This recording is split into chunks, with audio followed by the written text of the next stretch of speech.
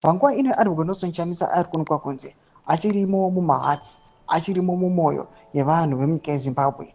Panguva ino vanhu pauri kunyasa kuzvionera kuti people they are tired with the ruling party ZANU-PF. Panapa pationa mapictures amuri kuona ari kuNelsonchamisa, aiwa muchiona ari pafuneral, aiwa iri mondoro, aiwa the father of munjodzi mutandiri panguva ino achinatsoratidza kuti aiwa ari kuNelsonchamisa achiri vibrant.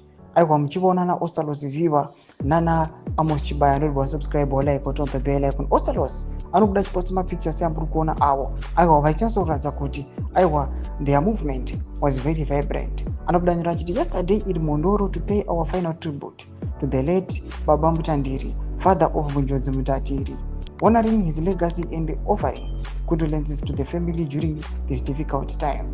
May his soul rest in peace. Thomas Konobuda tukona Ostalosziva.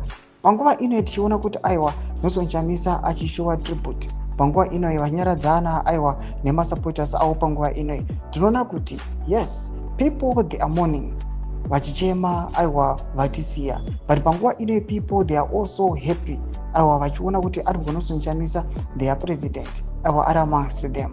Panguva ino vanhu vanonyasa kufila kuti aiwa tine munhu anokwanisa kutivirirawo anochema nesu, aiwa anonyasa kuonekwa kunzi ari kuzama kuda kuisa chinji munyika yeZimbabwe. Imbotise mafungiro enyu pamusoro penhau iyi, munoti kudii pamusoro pechitiko ichi? Mabina komese kushemba edu mafungiro enyu, subscribe or like, wachita on the bell icon.